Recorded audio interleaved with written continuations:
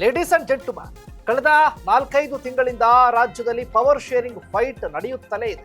ಹೀಗಿರುವಾಗ DCM DK Shivakumar ಹಾಕಿರುವ post ಕುತೂಹಲ ಕೆರಳಿಸಿದೆ. ಹಾಗಾದ್ರೆ ಕುರ್ಚಿ ಕದನಕ್ಕೆ ಜೆ ಸಿಕ್ಕೇ ಬಿಡ್ತಾ?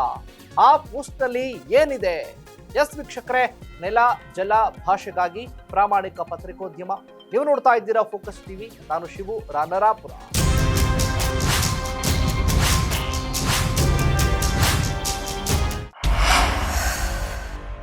ರಾಜ್ಯ ಸರ್ಕಾರದಲ್ಲಿ ಕುರ್ಚಿ ಕದನ 6ಕ್ಕೇರುತ್ತಿಲ್ಲ, 3ಕ್ಕೆ ಇಳಿತಾ ಇಲ್ಲ. ದೆಹಲಿಯಲ್ಲಿ ಮೊಕ್ಕಾಂ ಹೂಡಿರುವ DCM DK Shivakumar and brother ಕೊನೆಗೂ ಕೂಡ ಪಕ್ಷದ ವರಿಷ್ಠ ರಾಹುಲ್ ಗಾಂಧಿ ಅವರನ್ನ ಭೇಟಿಯಾಗುವಲ್ಲಿ ಯಶಸ್ವಿಯಾಗಿದ್ದಾರೆ. ವರಿಷ್ಠರೊಂದಿಗೆ ಪವರ್ ಶೇರಿಂಗ್ ಬಗ್ಗೆ ಚರ್ಚಿಸಿ ಇನ್ನೂ ಕಾಯೋದಕ್ಕೆ ಸಾಧ್ಯ ಇಲ್ಲ ಅಂತ ಹೇಳಿದ್ದಾರೆ ಎನ್ನಲಾಗಿದೆ. ಸತತ ಪ್ರಯತ್ನ ನಡೆಸಿ ಕಾಂಗ್ರೆಸ್ ಅಧಿನಾಯಕಿ ಸೋನಿಯಾ ಗಾಂಧಿ ಹಾಗೆ ವರಿಷ್ಠ ರಾಹುಲ್ ಗಾಂಧಿ ಅವರನ್ನ ಭೇಟಿ ಮಾಡಿರುವ ಡಿಸಿಎಂ ಡಿಕೆ ಶಿವಕುಮಾರ್ ಹ್ಯಾಪಿ ಆಗಿದ್ದಾರಂತೆ. ಇದೇ ಖುಷಿಯಲ್ಲಿ ಡಿಕೆ ಶಿವಕುಮಾರ್ ತಮ್ಮ ಎಕ್ಸ್ ಖಾತೆಯಲ್ಲಿ ಪೋಸ್ಟ್ ಒಂದನ್ನು ಹಂಚಿಕೊಂಡಿದ್ದಾರೆ.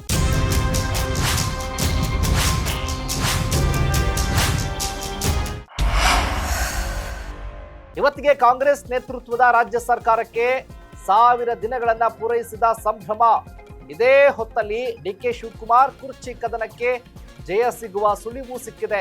ಈ ಹಿನ್ನೆಲೆ ಜನಮನ ಗೆದ್ದ 1000 ದಿನಗಳ ಸಾಧನೆಯ ಹಾದಿ ಅಂತ DK Shivakumar full happy mood ನಲ್ಲಿ ಪೋಸ್ಟ್ ಹಾಕಿದ್ದಾರೆ.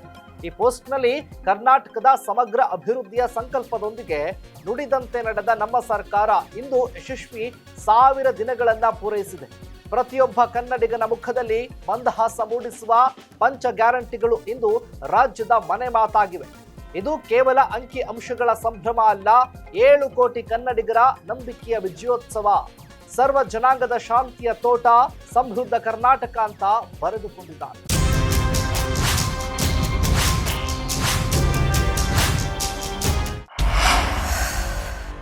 ಡಿಕೆ ಶಿವಕುಮಾರ್ ಅವರು ಅಂದುಕೊಂಡಂತೆ ಎಲ್ಲವೂ ಕೂಡ ನಡೆದ್ರೆ ಬಜೆಟ್ಗೂ ಮೊದಲೇ ಸಿಎಂ ಸಿದ್ದರಾಮಯ್ಯ ಅವರಿಗೆ ವರಿಷ್ಠರಿಂದ ದೆಹಲಿಗೆ ಬುಲಾವ್ ಬರುವ ಸಾಧ್ಯತೆ ಕೂಡ ಇದೆ. ಪಕ್ಷದ ವರಿಷ್ಠರ ಜೊತೆಗೆ ಚರ್ಚೆ ಮಾಡಿದ ಡಿಕೆ ಶಿವಕುಮಾರ್ ಅವರ ಮೊಗದಲ್ಲಿ ಮಂದಹಾಸ ಇದ್ದು ಕುರ್ಚಿ ಫೈಟ್ ಅಂತ್ಯಗೊಳ್ತಾ ಅನ್ನೋದನ್ನ ಕಾದು ನೋಡಬೇಕಾಗುತ್ತೆ. ಇದಾಗಿತ್ತು ಫೋಕಸ್ನ ಸ್ಪೆಷಲ್ ಸ್ಟೋರಿ. ನೆಲ ಜಲ ಭಾಷೆಗಾಗಿ ನೋಡ್ತಾ ಇರಿ ಫೋಕಸ್ ಟಿವಿ.